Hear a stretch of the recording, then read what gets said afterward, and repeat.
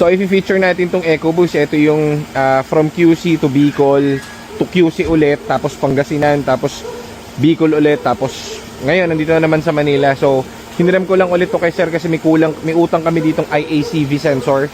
Sa hangin lang naman yon. So pinalitan na namin ngayon para mawala yung code niya kasi nirelease namin to. Nagmamadali sila sir dahil kailangan na nilang umuwi ng Bicol. Ngayon itutur ko kayo kung bakit superb yung unit natin na ganito. Okay? So ako magdadrive kasi para ma-feel nyo, o kunwari kumbaga magkaroon kayo ng onting experience sa kotse natin. So okay, so yung mga Fiesta guys, ito ang advantage nito. Sobrang tong hatchback na to, compact. So ngayon kung papakinggan nyo, wala kang maririnig dito na kahit anong tunog. Oh, may narinig ka? Wala po. Daan natin sa hams ngayon. Sipol ng turbo lang. Sipol ng turbo. Yan. Okay, so yan. Tsuk! Walang tunog. So, humps yun. Lahat ng unit natin dito, or product natin, ay talagang lahat all out, in all out. From dating sa transmission, sa engine, sa transmission tuloy, sa mga support niyan, pati dito sa ating suspension, sa shocks, lahat yan. Aircon. Yung aircon, ano masabi mo sa aircon? Sobrang lamig. Ice cool. Ito talagang sobrang ice cold, no? Talagang, so pagdating sa aircon guys, pati ito, tinitirada na rin natin. So, kumpleto na rin kami rito na ito, ibabalik mo sa talagang malamig talaga. So, teka lang, hihinga na naman ako ng 50 nito. Ayun na si boy. Boss. Gana boss? O ngayon, dahil nakapagbigay na ako ng 50, pumarking kasi ito si Aldo ng 3 oras eh. So ngayon, pupunta na tayo sa dapat puntahan. Laundry. Sa Promised Land. So, ayan, kita nyo? Walang, ayan, kahit ganun-ganun mo. Wala ka maririnig dyan, boy. So, yan. So, bababa muna natin yung laundry, sandali lang. Tapos muna ang review. Baka may laundry, boy. Ayun, pakita kay Ate M sa patagal pa ang kwentuhan namin. So dito makikita nyo yan, 50,000 kilometers, no? So sa atin guys, disregard yung mga ganyan. Yung iba, dinadaya yung mga ganito, diba? Kahit isang beses wala pa kaming yung nadaya na ganyan. Kasi hindi sa amin applicable pagdating dito. Bakit? Kasi yung iba kaya dinadaya ang kotse kasi ginagawa nilang sariwa yung kotse. Kumbaga, dinadaya yung looks para magmukha ulit bata at mukhang reliable. Dito kasi sa atin, unnecessary yan. Ba't siya unnecessary dayain? Kasi, nakapalit ang buong clutch system nito, refresh ang engine nito, cooling system nito bago. Lahat ng dapat dito bago. So ito, hindi mo kailangan dayain, disregard mo. Kahit ang mileage niya ni 200, hindi pa rin namin yan dadayain kasi nonsense yan dahil lahat dito bago eh. 'Di ba? So yun yung logic niya.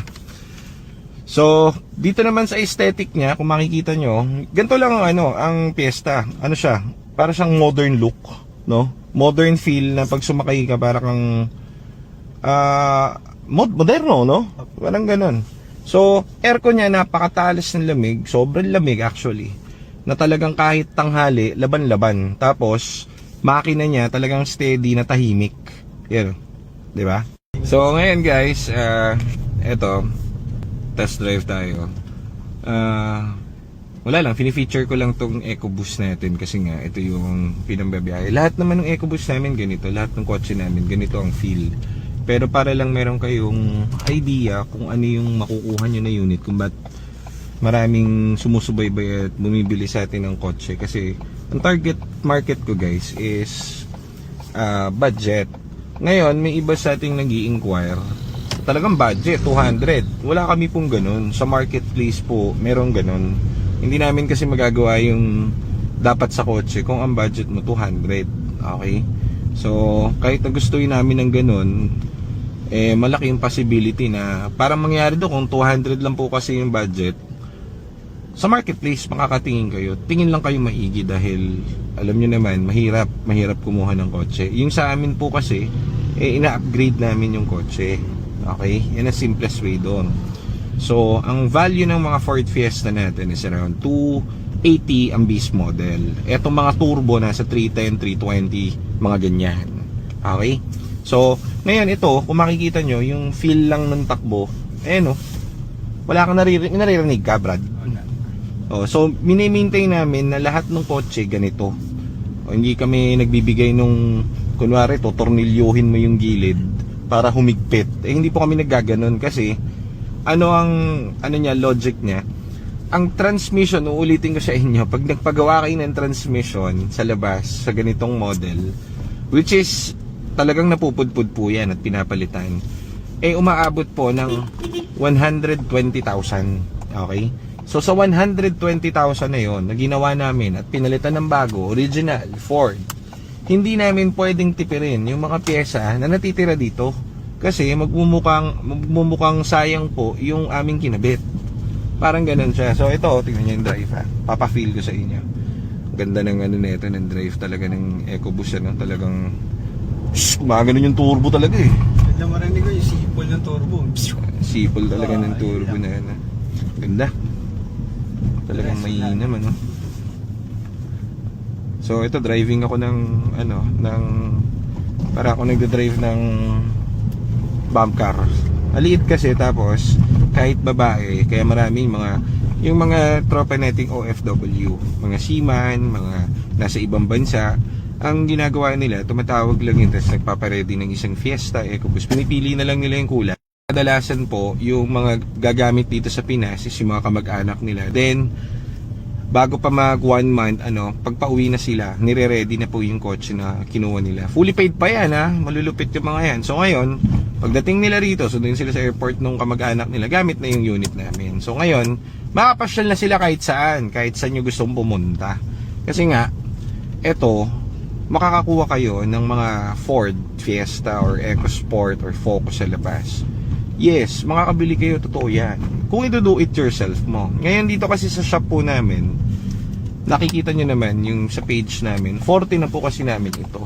So, kunwari 120,000 yung buong gagastusin mo dun sa buong transmission nito na bago, kasama yung labor, kapag ka magpagawa kayo sa labas, Sa amin syempre, dahil in-house ang mga mechanic natin at supplier tayo ng mga orig parts ng Ford, lalo na ng mga clutch at shift part, yung costing po noon bumababa. Okay, so parang ang nangyayari po dun, yung binili kong kotse, ibinalik ko lang dun sa buyer yung yung bayad.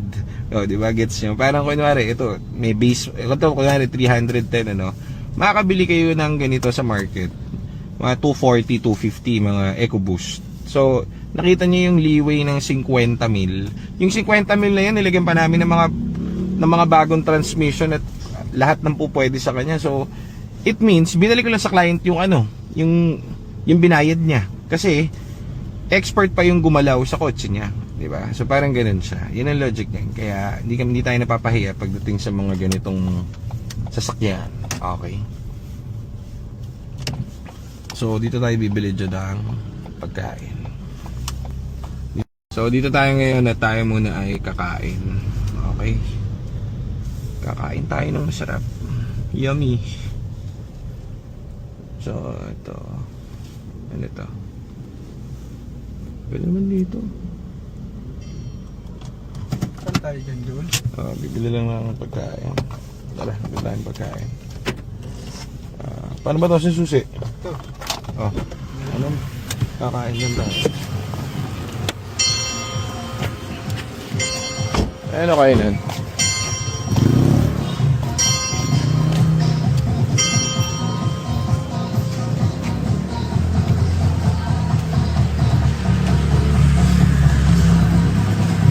Bili muna tayo foods.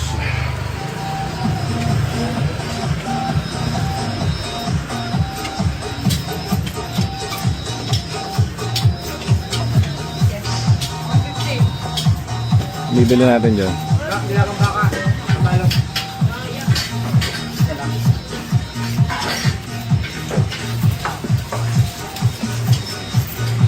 Masarap oh.